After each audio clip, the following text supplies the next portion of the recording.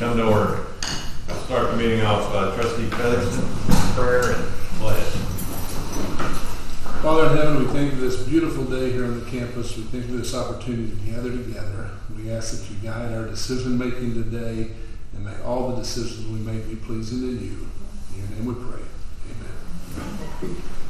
I pledge allegiance to the flag of the United States of America and to the republic for which it stands, one nation, under God, indivisible, with liberty and justice for all.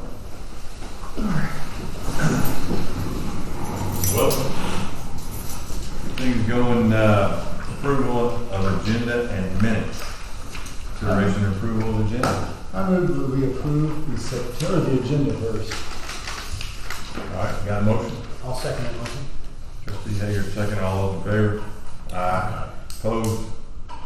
Consideration and approval of minutes of the August board meeting. I'll move to approve. Again with a motion, very fine motion, trustee. Can we get a second to that fine motion? Trustee Williams will second it. All those in favor? Aye. Opposed? Consideration and approval of minutes of the tax levy meeting. Eric must be worn out. Can we get somebody else? I'm making a motion to approve. Trustee Featherston with the motion. Trustee Hager seconds it. This still a voice vote? Yep. All those in favor? Aye. Aye. Opposed? Consideration of college financial report. Charlotte, bring us good news. All right. So it starts on page 11 of your board books, looking at the July numbers. So this is you saw the preliminary July numbers last month. This is the July numbers compared to last July. So July 24 compared to July 23. So you can see we've off to a good start in tuition.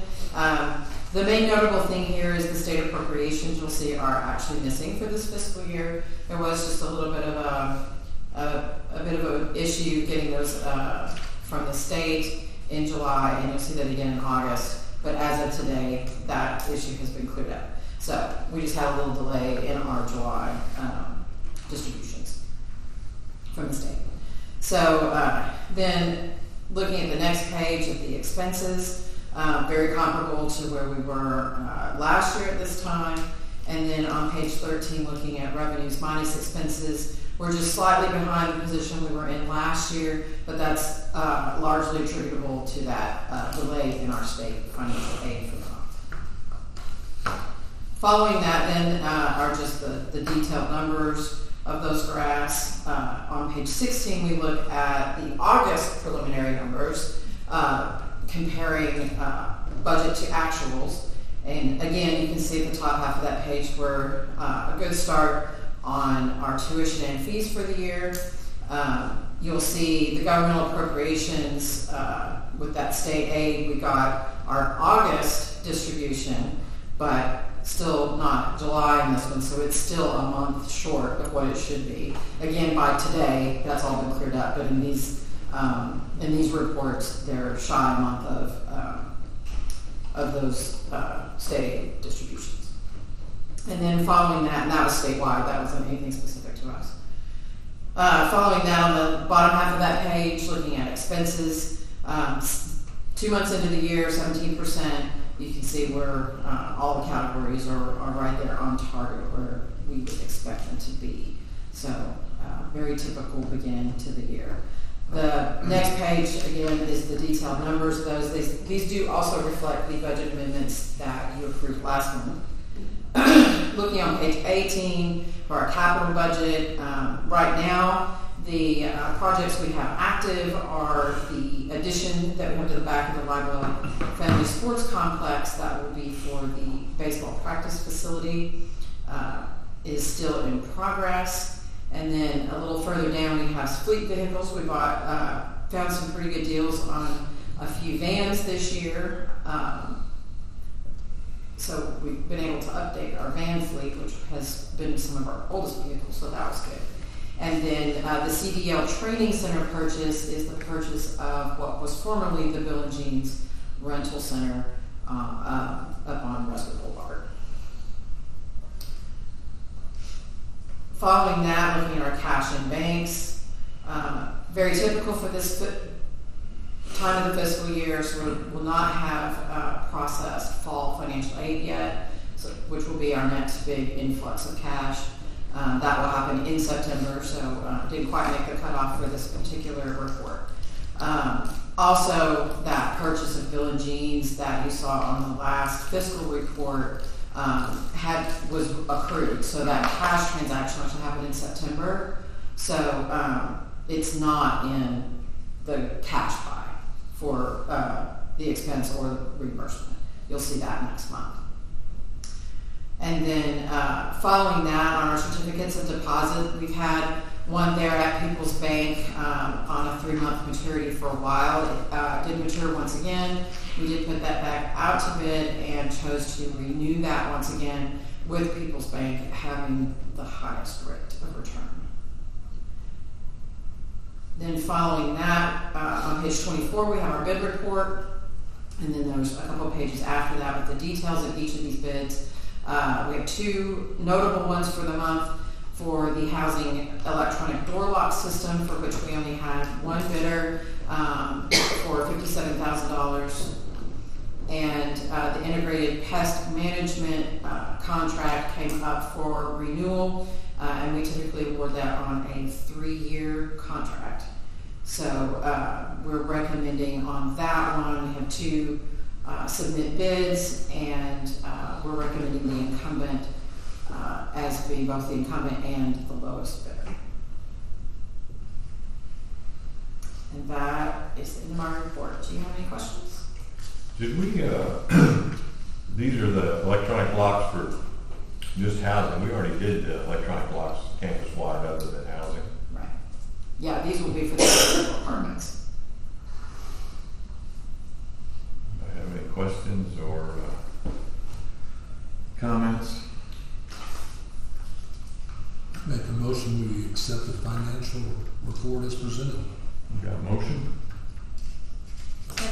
Second. Trustee Richardson. All those in favor? Aye. Opposed? The President's report. Thank you, Mr. Chair. So we have started the process of creating our next college-wide strategic plan. So our current strategic plan, Aspire 2025, ends coming up in 2025 or at 2025.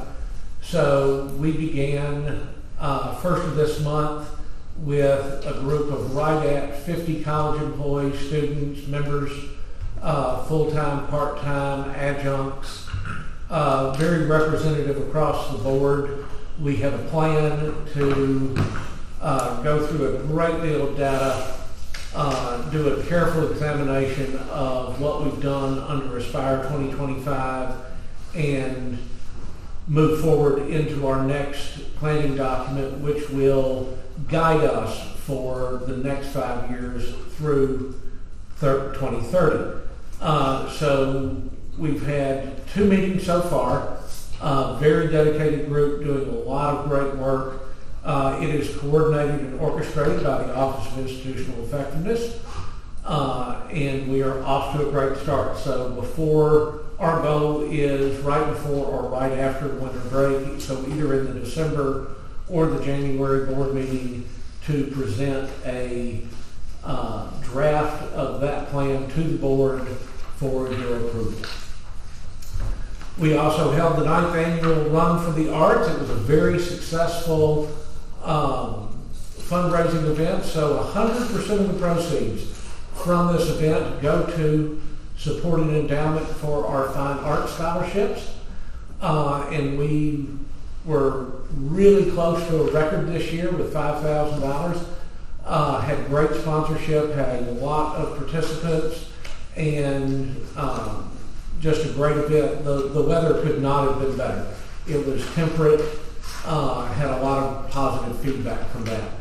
Also, our rodeo program put on the 2nd annual Battle of the Bulls, sponsored by a number of people. Our title sponsor was Farm Credit of Southeast Missouri, a huge supporter of the college and ag and rodeo programs in particular. Very well run event, very well attended. We had about 1,100 in attendance, and no one was hurt. So really a great time, really a great fundraiser for our rodeo program. And then we just had the Patrons of the Arts kickoff, so we are ready to announce the season. We have Broadway Fright Night on October 3rd, which is a large compilation of Broadway stars who will be here singing some of the hits from Phantom of the Opera, Wicked, and other appropriate Halloween-themed Broadway tunes. We are still looking for a sponsor for that, but with that show, we're going to have an associated costume contest. The Vienna Boys Choir on November 16th. December 3rd, Celtic Angels Christmas, which is being sponsored by Kissinger and Kirkman Investment Center. Then January 30th, The Piano Man, which is a tribute show to Billy Joel with some Elton John songs thrown in there. That is sponsored by First Midwest Bank. Then Bach for the Future, February 7th, which will be part of our annual Jazz Fest. That's going to be sponsored by Dental Arts Group. Then February 14th, we have the Valentine's Dinner and Show. Entertainment that night, sponsored by the Daily American Republic. Followed by April 12th, Hollywood Nights, which is a Bob Seger tribute band, which is sponsored by Dillian Pollard Architecture Firm. And then we will close out the season with the Three Rivers College Community Choir, which is sponsored jointly by Sides Construction and Boyd Engineering. So we've got a great season planned, a lot of support, and we are moving on with our first show October 3rd. Then thanks to Pam Becker, who has agreed to join us as the founding director of the TRC Community Choir, we are starting the Three Rivers College Community Choir, which will partner with the Three Rivers College Community Band. Regular rehearsals are every Monday from 5 to 5:50 at the Tenant Center. Anybody who has enthusiasm for joining in singing, it is a secular choir, so it is not a church choir, it is a true community choir. They will do some sacred music, but they will focus on more secular and popular tunes. On September 17th, we held our annual Constitution Day celebration in the Rutland Library, and as part of that, at Raider Rally, we are still doing a voter registration drive. And then right outside on the quad, going on right now, in its last day, is our annual Raider Rally put on by Three Rivers College Student Life. This is the opportunity for all of our student clubs and organizations and related programs to be present, interact with our student body, and recruit. So it's been a successful 2 days. We've been blessed with great weather and great participation. Now moving on to some upcoming events. Our first ever Rocky Fan Fest will be September 22nd, 2 to 5 at the Lively Family Sports Complex. All of our athletic participants are getting together and putting on a day for our community where they'll have the opportunity to interact with our community will have the opportunity to interact with them, and this is going to be a fantastic family-oriented event that will serve as the kickoff to our athletic season. So we'll have free food, snow cones, cotton candy, popcorn, beverages, photos with Rocky. We've got bounce houses, face painting, steer roping, not real steers. This year, right. We have a phone machine, giveaways, huge amount of activity, all focused right at the Lively Family Sports Complex. Free ice cream for kids, sponsored by our Booster Club, and special thanks to Boys and Girls Club of the Heartland for helping put this on, Poplar Bluff Housing Authority and the Poplar Bluff Parks and Recreation Center, as well as KWOC Today's Talk, which will be doing a live broadcast during the event. So the athletic teams got together and came up with a new and innovative way to kick off the season. So these events will take the place of Meet the Raiders and Raider Madness and give our community a new look at what we're doing at Three Rivers College. September 25th, we will be the proud host of a mental health summit, 8 to 4:30 in the Tenon Theater and lobby, focusing on depression and suicide prevention. Preview Day, September 26th and 27th. This is when we will bring 600 to 900 area high school students on campus, give them live interaction with our faculty and programs, a lot of things to see, a lot of things to do. We'll start that morning in the Live Family Sports Complex, end in the Plaster Building with the nursing programs, with some lunch and a short presentation. And this is really the big kickoff to our high school recruiting season. Then through September 30th in the Tenon Gallery, we have Marty Harlan exhibit of art, vivid still life paintings, flowers, fruits, vegetables, and animals. Well worth stopping by and seeing what's going on there. Reminder to everybody that nominations for either Alumni Star or Distinguished Alumni is due September 30th, and we'll be making those selections shortly thereafter. Then our first patron show, October 3rd. Nursing job fairs, October 4th, both in Poplar Bluff and Sykeston. And starting October 6th, we have the next exhibit in the gallery, artist reception on October 6th from 2 to 4, Vicki Glassman. And that, sir, is the President's report, and we do have some executive session items. Okay, thank you, Dr. Frank. I'll make a motion to move into executive session. Okay. Second. Trustee Featherston, voice vote, or roll call, I'm sorry. Trustee Featherston? Yes. Trustee Richardson? Yes. Trustee Hager? Yes. Trustee Garrison? Yes. Trustee Shaw? Absolutely. Trustee Williams? Yes. All right. All right, items for consideration, discussion, and vote. GAP 1200 equal opportunity. Yes, during a standard review of our policies and regulations, we found a little bit of language that could have been cleaned up in this one. The meaning has not been changed. We simply made some grammatical and clarity edits. I'll move to approve as presented. Got a motion? I'll second the motion. Roll call? Trustee Featherston? Yes. Trustee Richardson? Yes. Trustee Hager? Yes. Trustee Garrison? Yes. Trustee Shaw? Yes. Trustee Williams? Yes.